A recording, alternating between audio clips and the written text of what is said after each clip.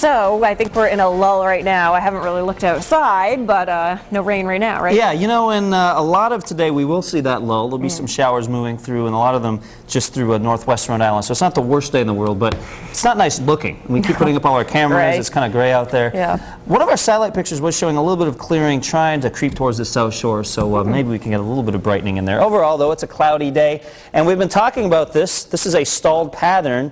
That L represents a storm system that's just going to kind of wobble back and forth the next several days. Catherine was talking about wanting to push this out of the way, but even when I try to push it, see, it just doesn't really help. So it goes back and forth here. Wave after wave of energy will continue to rotate through. Basically, the jet stream is stuck. We have a dip in the jet stream over the top of us, a ridge off to our east. When we have a pattern like this, often it just doesn't move. So as of now, a big old traffic jam with the weather systems out there. Hopefully we start to move the traffic along as we go into the weekend. Right now, my weekend forecast is an optimistic one. Live pinpoint Doppler 12 radar shows no rain over the top of us right now. We have seen some fog and drizzle. In fact, the showers still well off to our west. We'll show you those on the satellite coming up in just a minute.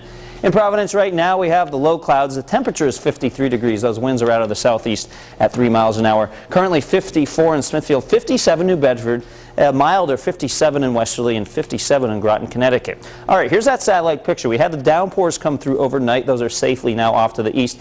Here is another batch of downpours, but notice the direction here. It is not making a beeline right at Rhode Island and southeastern Massachusetts. Instead, it's moving off to the north. And the good news with this weather pattern is that the steadier rain, for the most part, stays off to our north and west today. In fact, here's what one of our computer models thinks about how much rain we're going to see from now all the way through tomorrow night. And notice the yellow and the red. That represents where the heaviest rain will be. And unfortunately, up in northern New England, we're thinking about 1.5 inches to 3 inches of rain. So the Lake Champlain area up towards Vermont and upstate New York, they could have, actually, they will have record flooding along that lake, so some big-time flooding issues there. About 1/2 inch to 1.5 inches in central Massachusetts. And for here in southern New England, it's about 1/4 inch to 1/2 inch. Now, there could be some spots which pick up a bit more, others a bit less, but here are the average amounts that I'm expecting. So it's not a ton of rain coming down. Right now, we are not expecting any widespread flooding, but stay tuned for any changes on that. So for today, notice noontime, this particular model still thinks we're in a bit of a lull, and I think a good part of today we will see a lull in that steadier rain. 3 o'clock in the afternoon, a few showers pushing on through. Some of these could be briefly heavy, represented here by the yellow, and the most likely spot for these would be along 95 and north and western 95. A lot of these may not make it into eastern Massachusetts. As we go into this evening, perhaps some drizzle and fog.